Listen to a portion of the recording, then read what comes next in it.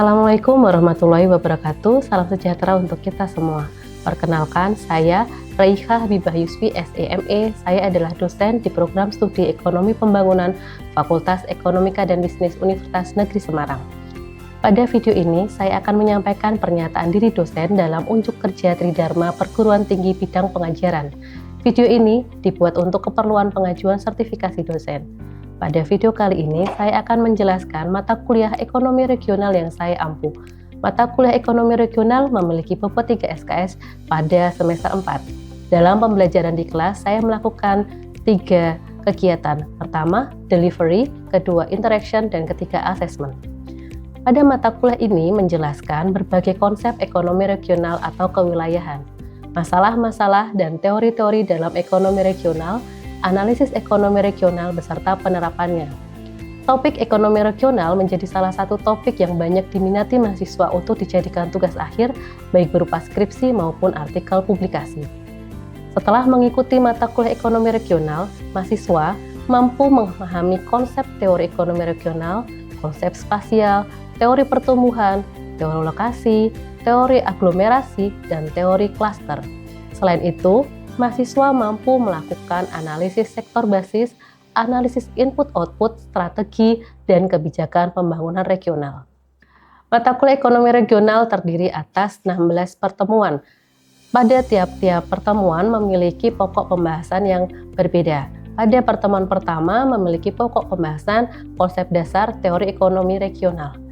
Pokok pertemuan kedua adalah konsep spasial dalam ekonomi regional. Pertemuan ketiga dan keempat membahas mengenai pertumbuhan dan pembangunan ekonomi.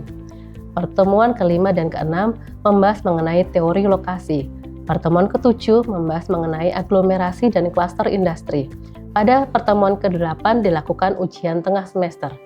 Pertemuan ke-9 melakukan metode analisis ekonomi regional dengan analisis PDRB. Pertemuan ke-10 metode analisis ekonomi regional dengan pembahasan analisis sektor unggulan, penentuan sektor basis dan non-basis. Pertemuan ke-11, metode analisis ekonomi regional pada pembahasan analisis disparitas regional. Pertemuan ke-12 dan ke-13 adalah metode analisis ekonomi regional terkait dengan tabel input-output. Pertemuan 14, analisis isu-isu regional. Pertemuan ke-15, strategi pembangunan regional. Pertemuan ke-16, melakukan ujian akhir semester.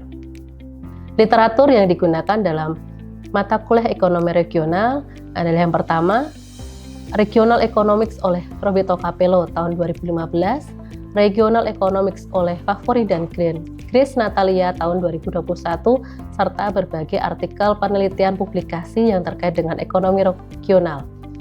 Pada pertemuan pertama, saya akan menyampaikan terkait dengan kontrak perkuliahan. Dalam kontrak perkuliahan ini, mahasiswa dapat mengetahui terkait dengan tugas dan wewenang mahasiswa dalam pembelajaran selama 1 semester. Selanjutnya, mahasiswa diberikan informasi terkait penugasan dan sistem penilaian yang akan dilakukan.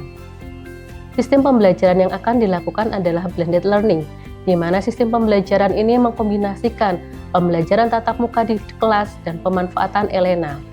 ELENA merupakan platform yang dimanfaatkan oleh Universitas Negeri Semarang sebagai media untuk mengunggah materi pembelajaran, kuis, tugas, maupun proyek. Pembelajaran yang saya lakukan biasanya meliputi ceramah, diskusi, problem-based learning, and project-based learning yang disesuaikan dengan materi pembahasan ekonomi regional. Sistem pengajaran kedua adalah interaksi. Interaksi dilakukan baik dalam kelas secara langsung maupun mahasiswa saat menggunakan ELENA. Mahasiswa dapat mengakses materi perkuliahan, unggah tugas, dan proyek sebagai pemenuhan komponen penilaian. Sistem penilaian pada mata kuliah ekonomi regional ini terdiri atas 6 komponen. 1. Aktivitas partisipatif dalam diskusi kelompok sebesar 25%.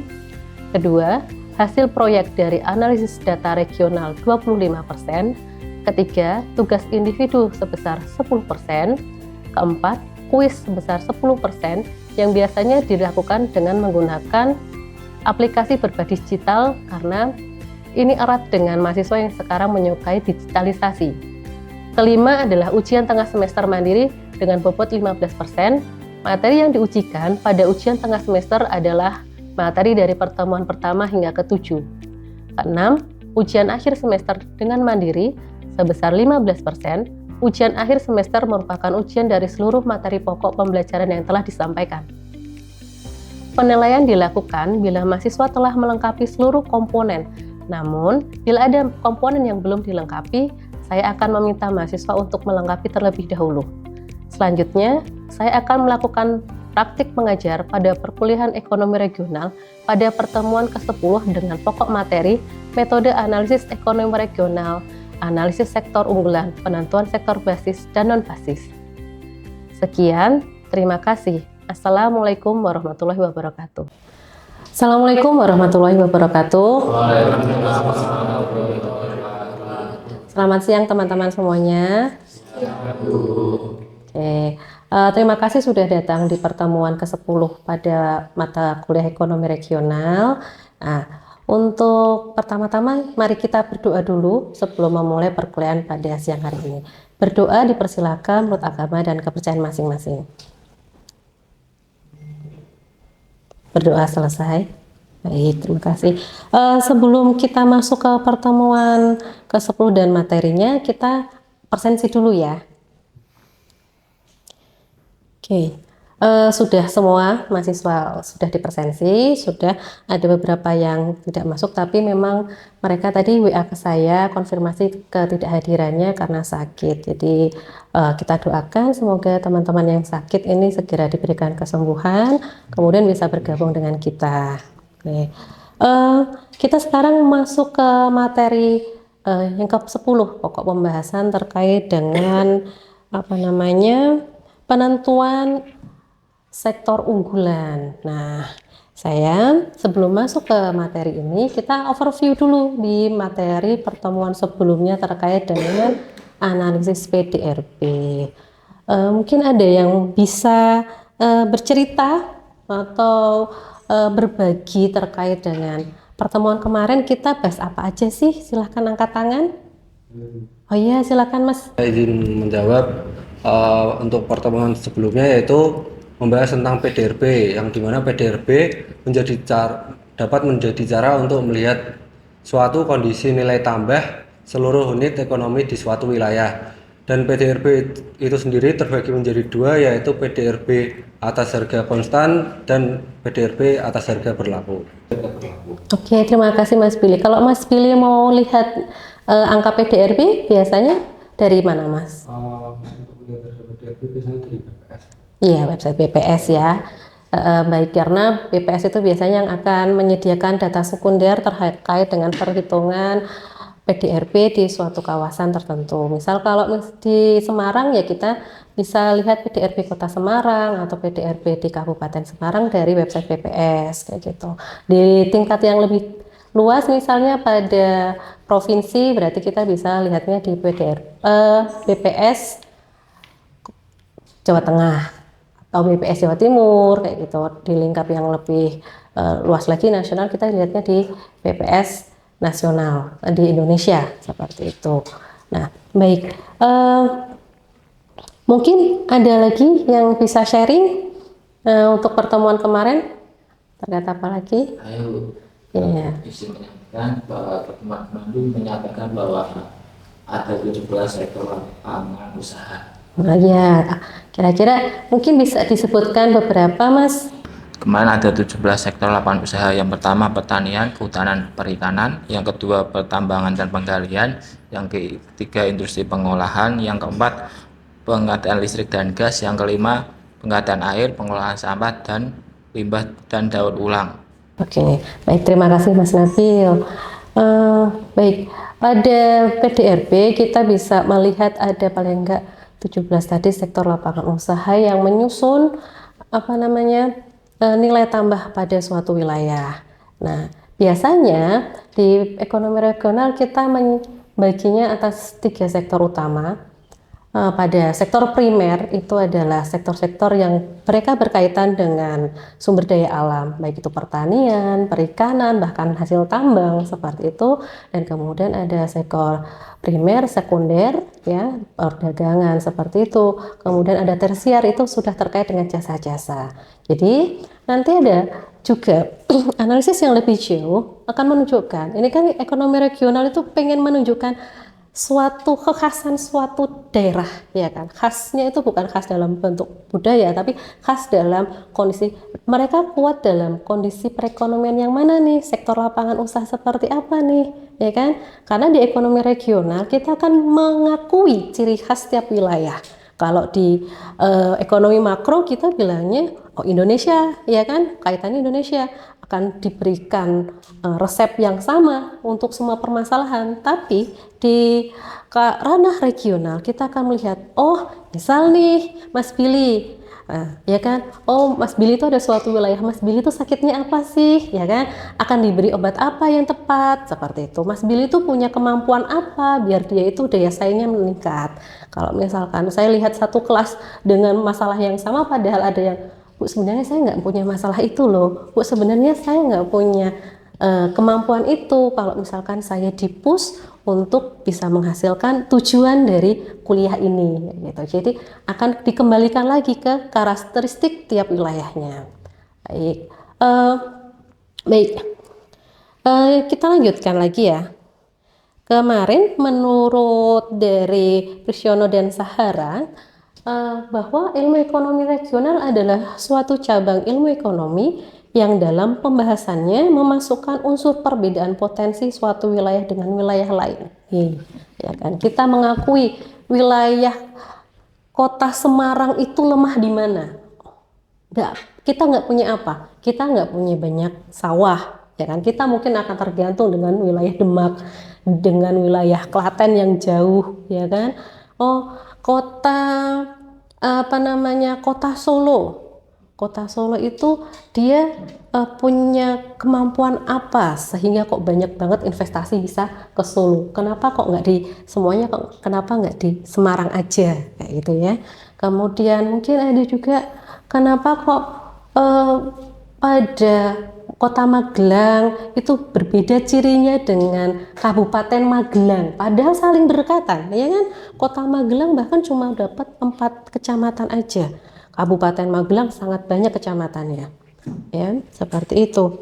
Kemudian dalam ekonomi pembahasan itu bersifat spesifik dan lokal seperti pengaruh pembangunan suatu daerah, kota dengan hinterland dan dari kota tersebut. Hinterland itu apa sih? Hinterland itu seperti kota penyokongnya. Hinterlandnya kota Semarang mana? Hinterlandnya kota Semarang adalah Kabupaten Semarang. Hinterlandnya kota Semarang itu adalah di Kabupaten Demak. Adalah wilayah-wilayah di belakang kota tersebut yang mendukungnya. Kalau mungkin teman-teman tahu wilayah namanya Jabodetabek, ya kan? Jakarta, Bogor, Depok, Tangerang, ya kan? Bekasi, ya kan? Maka itu adalah kota-kota yang sebenarnya mendukung perekonomian atau kegiatan yang aktivitas yang ada di Jakarta. Biasanya mungkin akan lebih lanjut lagi dibilangnya kota satelit, dan mereka akan tumbuh kalau kota pusatnya itu tumbuh kayak gitu. Jadi misal hinterlandnya kota Semarang adalah Kabupaten Semarang. Contohnya apa? Dia mendukungnya. Dari makan tadi. Buat orang Semarang kan, meskipun ya kota Semarang banyak mallnya, tapi orang Semarang kan nggak punya sawah, ya kan? Hinterland kebutuhan pangannya dicukupi dari Kabupaten Semarang.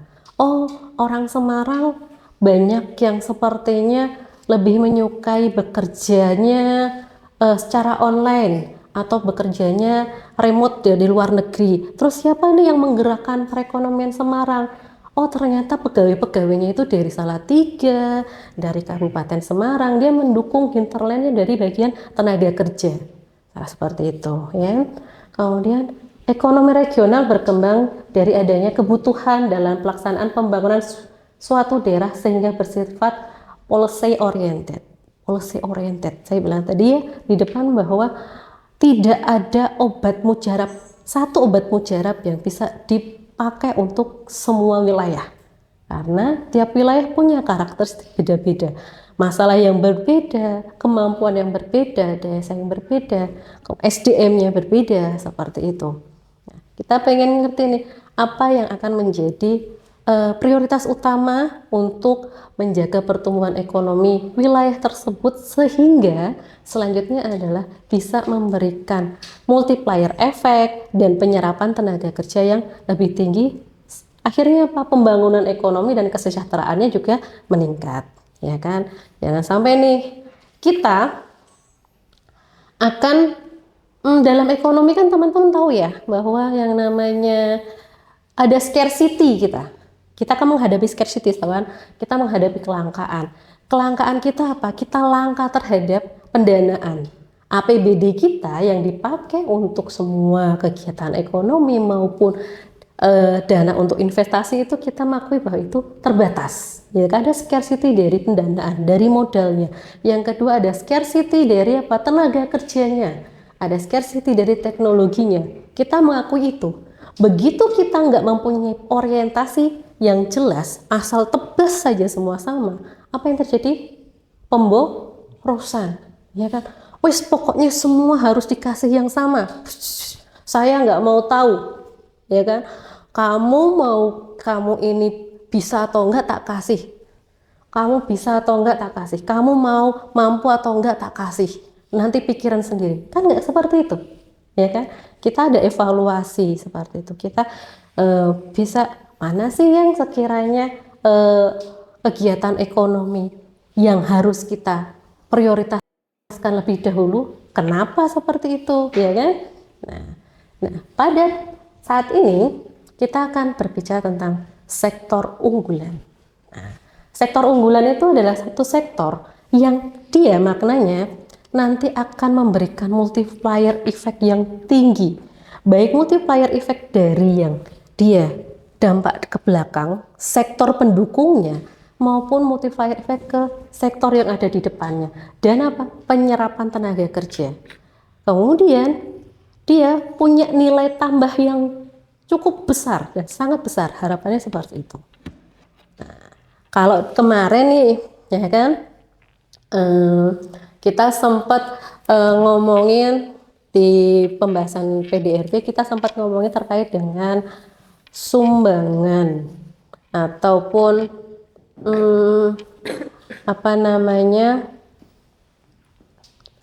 sumbangan terkait dengan sumbangan lapangan usaha. Kita bisa melihat apakah suatu sektor itu punya peran besar atau enggak dalam suatu wilayah. Nah, kira-kira itu bisa dihitung pakai apa? Oh ya, Mas. Rumus distribusi sektoral, Bu. Sebagai contoh kita ambil sektor pertanian, yaitu rumusnya PDRB sektor pertanian dibagi total PDRB wilayah tersebut dikali 100%, Bu. Oke, ya baik.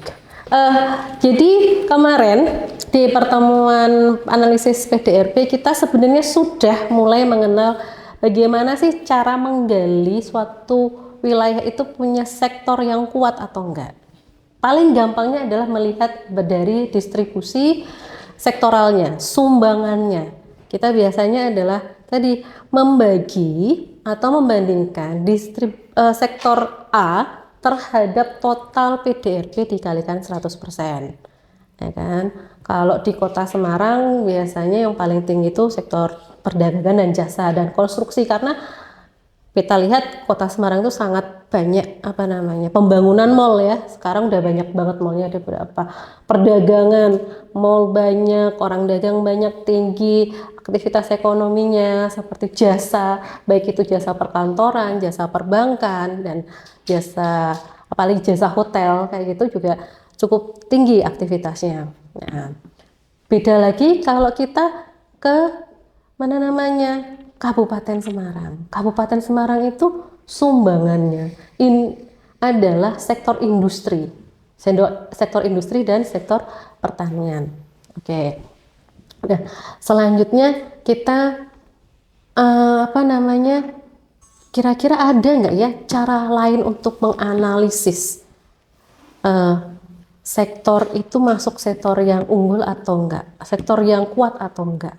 Ada lagi namanya analisis sektor basis.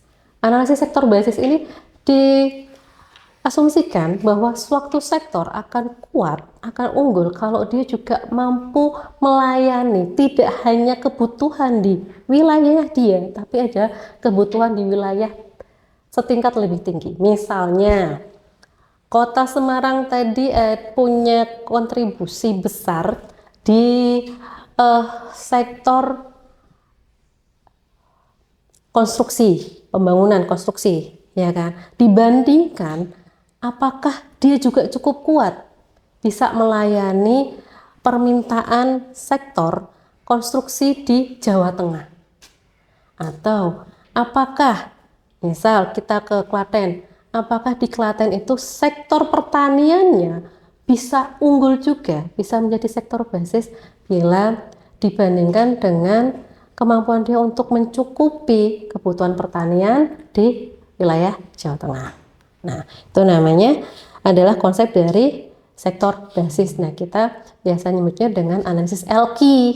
Nah, untuk menghitung analisis LQ ini ada beberapa hal yang perlu kita siapkan. Yang pertama adalah data PDRB dari kabupaten atau kota di tahun yang sama dengan PDRB wilayah di atasnya. Wilayah di atasnya adalah provinsi dalam hal ini. Ya, berarti kalau saya pengen menganalisis LQ sektor basisnya dari Kota Semarang, maka wilayah yang lebih tinggi dari Kota Semarang adalah Jawa Tengah, Provinsi Jawa Tengah.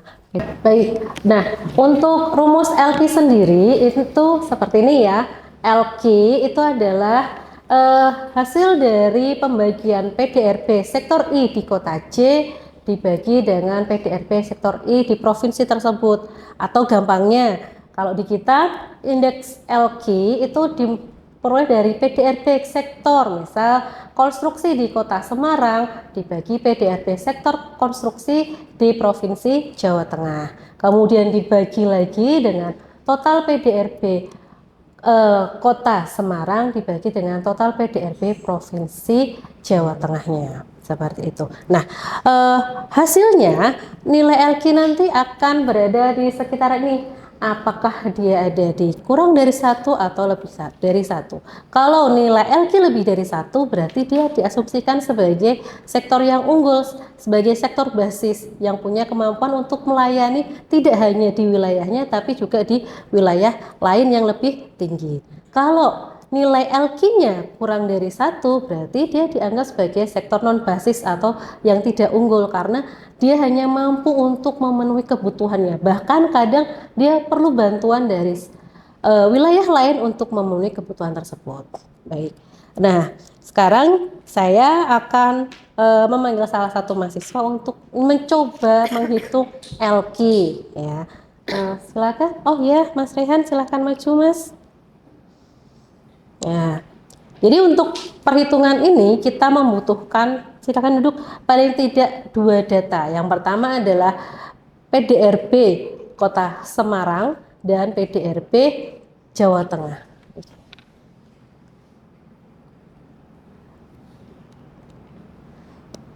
Ini Mas, silahkan dihitung ya. Oke, terus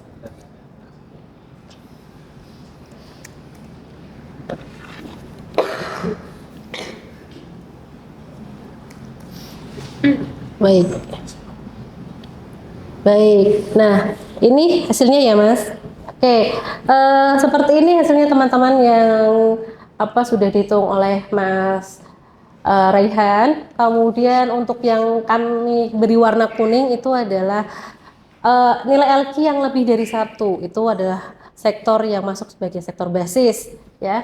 Ini terjadi konsisten ya dari tahun 2010 hingga tahun 2014 bahwa ada beberapa sektor ini yang sering masuk menjadi sektor basis dan tidak ada tambahan sektor lain yang masuk menjadi sektor basis di tahun tersebut.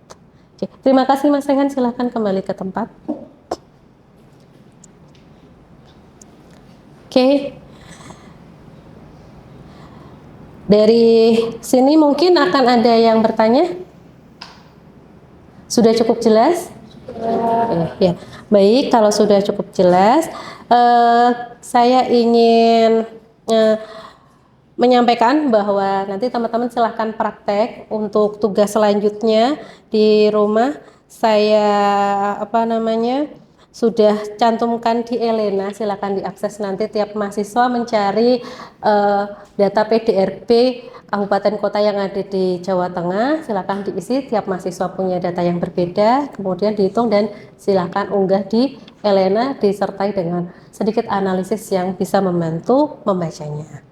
Baik, dari sini mungkin ada yang mau untuk memberikan sedikit kesimpulan. Saya Ibu. Sebelumnya terima kasih atas kesempatannya. Saya izin menyimpulkan dari materi hari ini. Pada intinya, metode analisis ekonomi regional itu penting dilakukan. Analisis ekonomi regional yang bisa dilakukan yaitu analisis sektor basis atau analisis LQ.